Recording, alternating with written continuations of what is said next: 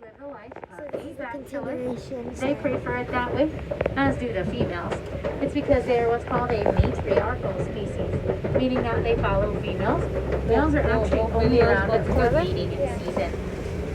Fully grown males like him are around 12,000 to about 14,000 pounds, and they're around 14 feet tall.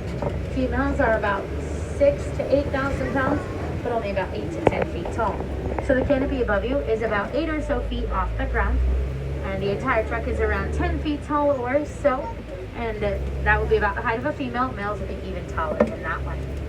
So looks like there might be a herd out here on the left, which is all females and all children. I see more than one here, so we might see them better as we go around the corner. Elephants, because of their size, they actually have 0 predators in the wild.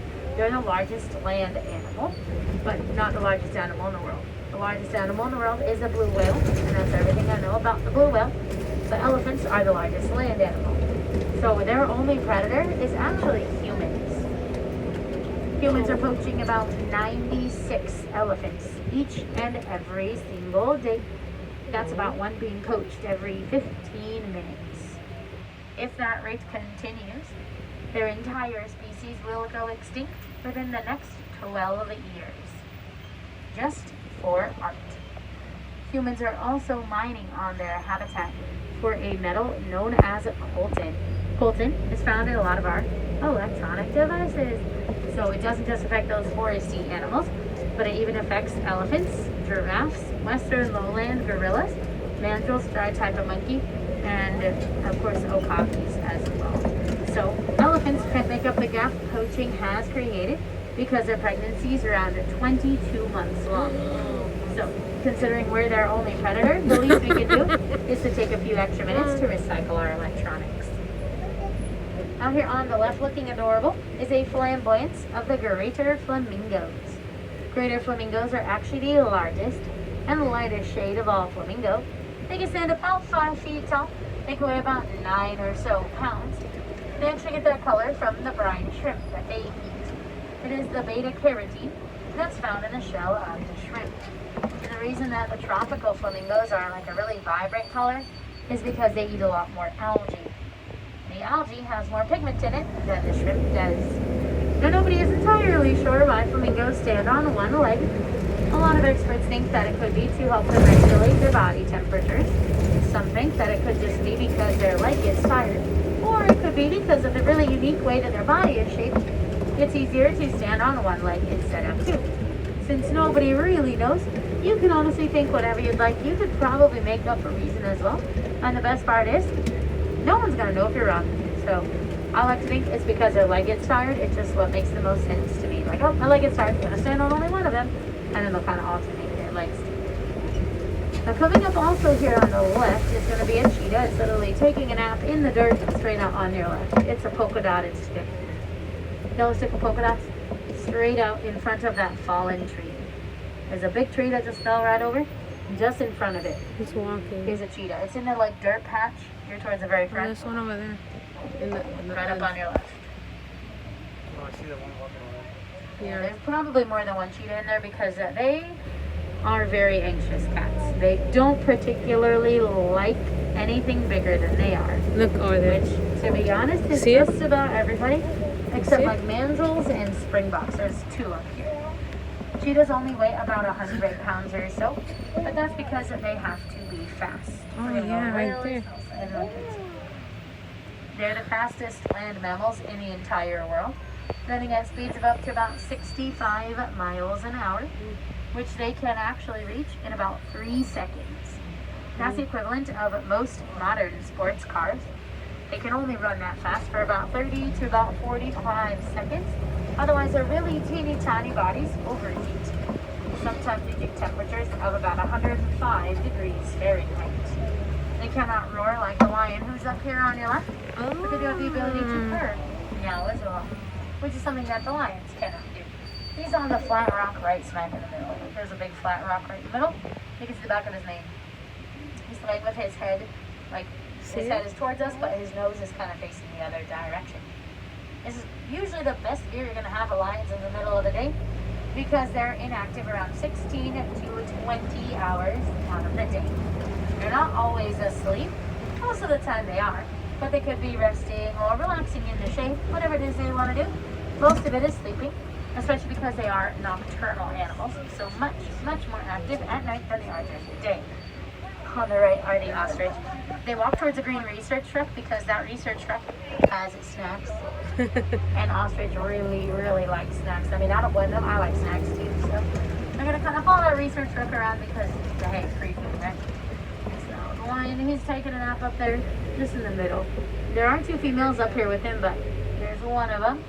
So where all those really tall grasses are, up on the right there. you can see her taking a nap next to him.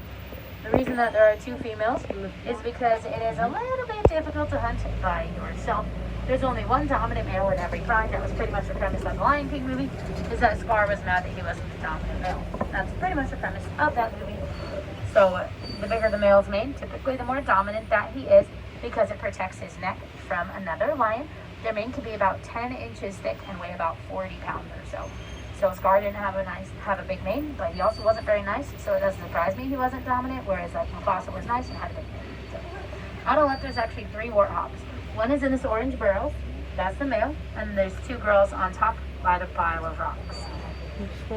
Male warthogs are very easy to tell apart. Males have 4 warts on their face, females only have 2.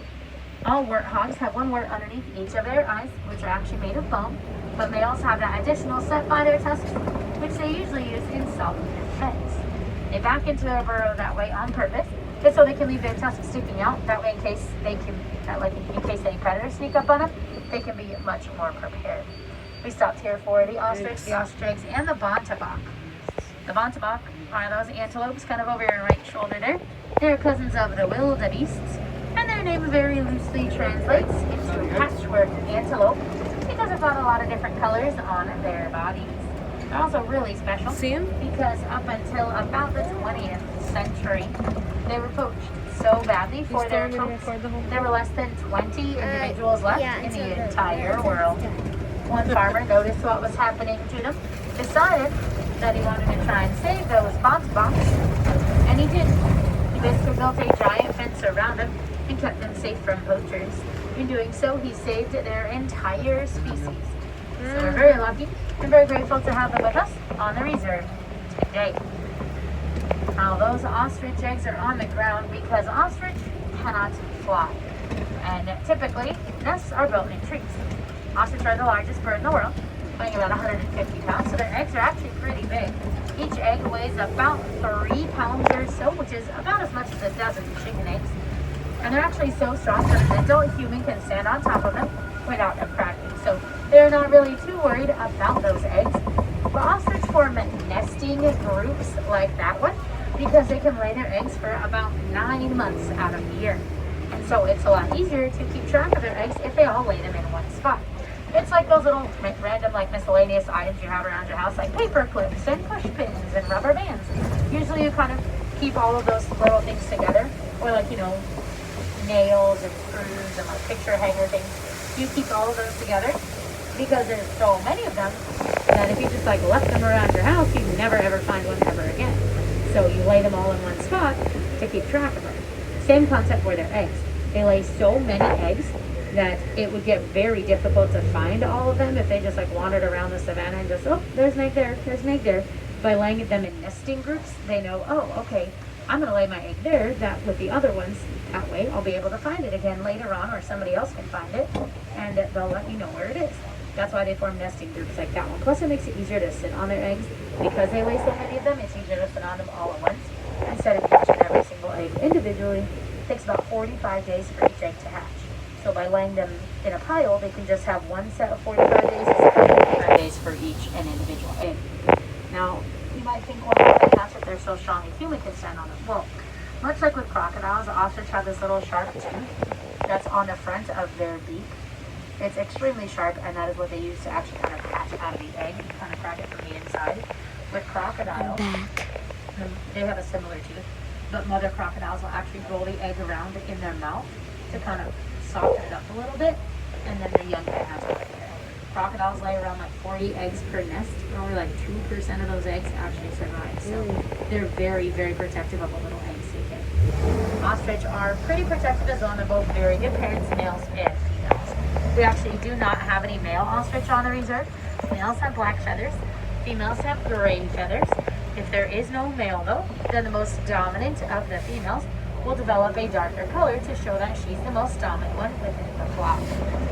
One of the easiest ways that we can help to protect all the animals of the world, endangered animals or not, is honestly just to learn more about them. The more that we know about them, the more that we will know what's impacting them and any ways that we might be able to help. So I challenge each one of you today to go home and not only learn something new about those animals, but take what you've learned and share your knowledge.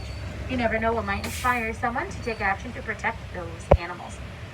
If you are a wilderness explorer, the name of the truck is Simba 1. That is Simba, like the lion from the movie, and then the number 1. Now, we aren't going to be cleaning the truck in front of us, so we have to do this periodically throughout the day. It just happens that this is that time of day, so we have to wait for them to unload those nice guests on their truck, clean it up, and then it will be our turn to go. If you will please double check your rows for the warning, just to make sure that you have all of your personal belongings. It is a pretty long walk back here to Africa. If you forget something, you don't want to get all the way over into Asia or China or it's because it's not super hot, but it's my mom just accidentally stopped it. if you want to see So even more yeah. animals, then the See you in part 5.